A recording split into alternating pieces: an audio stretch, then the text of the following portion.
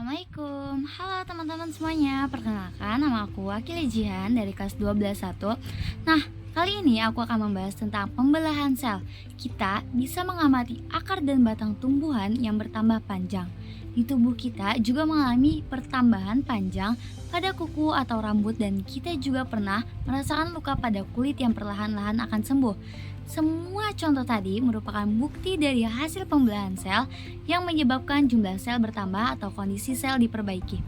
Lalu, bagaimana ya prosesnya? Nah, kita akan mempelajarinya tentang reproduksi sel.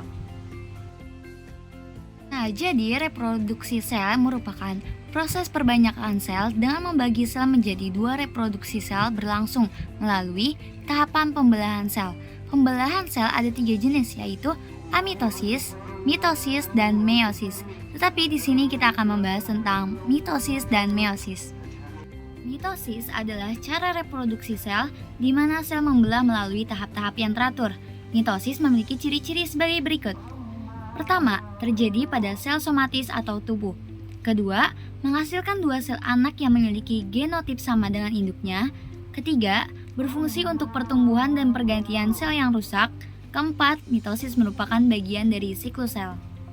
Siklus sel terdiri dari fase interfase dan fase mitosis.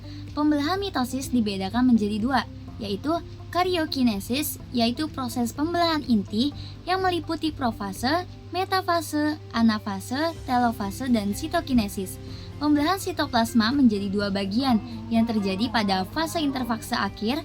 Fase interfase berlangsung paling lama, mencakup 90% dari siklus sel. Interfase terbagi menjadi fase G1, fase S, dan fase G2. Fase G1 merupakan fase pertumbuhan dan pembentukan protein dari organel. Sel fase S adalah fase penyalinan kromosom. Fase G2 adalah fase sel kembali tumbuh dan bersiap melakukan pembelahan berikutnya. Kita akan membahas tahapan-tahapan mitosis mulai dari fase profase, prometafase, metafase, anafase, hingga telofase. Pada fase profase yang terjadi adalah benang kromatin memendek, membentuk kromatid yang akan berpasangan menjadi kromosom. Kemudian membran nukleus mulai menghilang.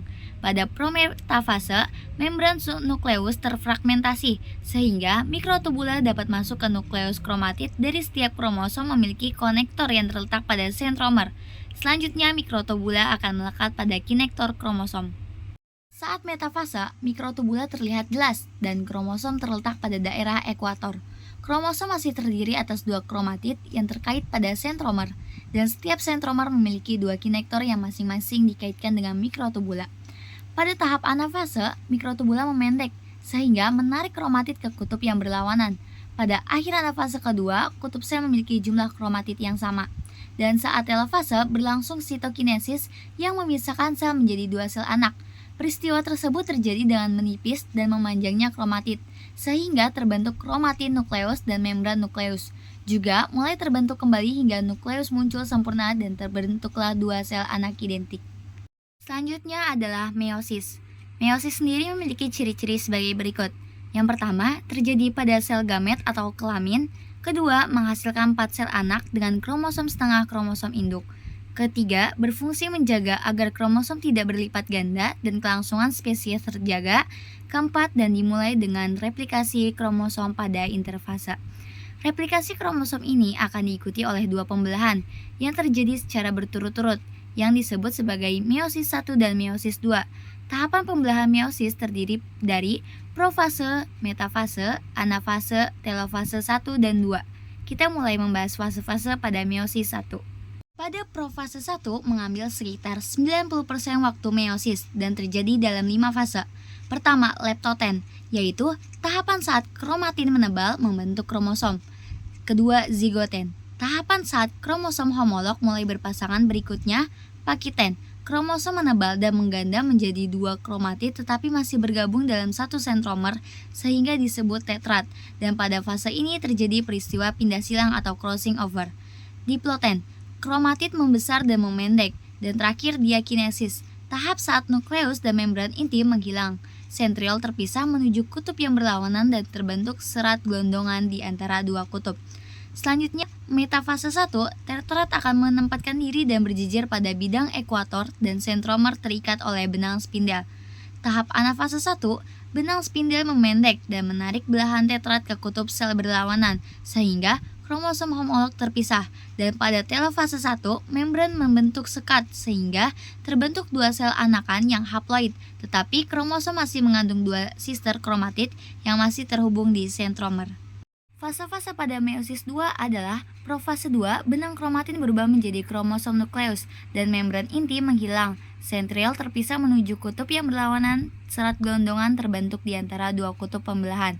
Metafase 2, kromosom bergerak menuju bidang ekuator dan berjajar.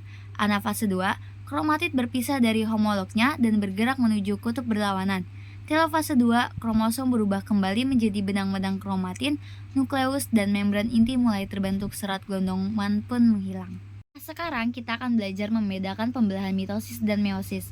Pembelahan mitosis bertujuan untuk memperbanyak jumlah sel, sedangkan meiosis menjaga agar jumlah kromosomnya keturunannya selalu tetap. Pembelahan mitosis terjadi pada sel tubuh, sedangkan meiosis pada sel kelamin. Hasil mitosis berupa dua sel anakan masing-masing bersifat diploid, sedangkan meiosis menghasilkan 4 sel anakan masing-masing bersifat haploid. Pada mitosis, jumlah kromosom sel anak sama dengan sel induk.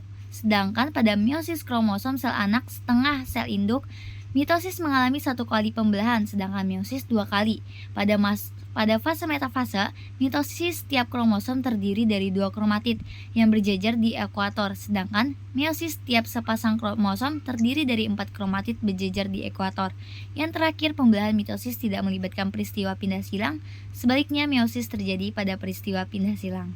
Mitosis dan meiosis yang kita pelajari tadi dapat membentuk sel kelamin atau gamet, sehingga disebut proses gametogenesis. Jadi, gametogenesis merupakan proses perkembangan sel gamet atau ovum dan sperma diploid menjadi haploid. Pada hewan, gametogenesis terjadi melalui proses spermatogenesis atau pembentukan sel gamet jantan dan oogenesis pembentukan sel gamet betina. Spermatogenesis adalah proses pembentukan sel kelamin jantan atau sel sperma yang terjadi di testis. Spermatogenesis dimulai dengan sel gamet primer yang mengalami pembelahan dan menghasilkan sejumlah sel yang disebut spermatogonium. Setiap spermatogonium bersifat diploid akan mengalami pembelahan mitosis untuk menghasilkan satu spermatosit primer yang diploid. Satu spermatosit primer akan membelah secara meiosis 1 membentuk dua spermatosit sekunder yang bersifat haploid. Dua sel spermatosit sekunder selanjutnya mengalami meiosis 2 sehingga membentuk 4 sel spermatid yang haploid. Dua sel spermatid akan mengalami pematangan atau spermiogenesis membentuk 4 sel spermatozoa atau sel kelamin jantan yang telah matang dan bersifat haploid, jadi spermatogenesis menghasilkan 4 sel spermatozoa setiap kali pembelahan. Oogenesis adalah proses pembentukan sel telur atau ovum yang terjadi di ovarium betina. Oogenesis dimulai dengan sel induk oogonium yang diploid akan membelah secara mitosis untuk menghasilkan oosit primer diploid. Oosit primer kemudian membelah secara meiosis 1, menghasilkan satu oosit sekunder haploid yang ukurannya lebih besar karena mengandung sitoplasma lebih banyak, dan satu badan pola 1 atau polosit primer yang berukuran lebih kecil. Selanjutnya, oosit sekunder dan badan polar 1 akan mengalami meiosis 2. Oosit sekunder akan membentuk satu ootid haploid dan satu badan polar 1, sedangkan badan polar 1 akan membentuk badan polar 2 atau polosit sekunder sebanyak 2 buah. Satu badan polar 1 dan dua badan polar 2 haploid akan mengalami kematian atau degenerasi, sedangkan ootid akan berdiferensiasi menjadi satu sel ovum yang haploid. Sekarang kita bisa membedakan proses spermatogenesis dan oogenesis. Berdasarkan tempat terjadinya, spermatogenesis terjadi di testis, sedangkan oogenesis di ovarium. Spermatogenesis terjadi terus-menerus setiap harinya setelah pubertas. Sebaliknya, oogenesis memiliki siklus rutin setiap bulannya setelah masa pubertas atau siklus menstruasi.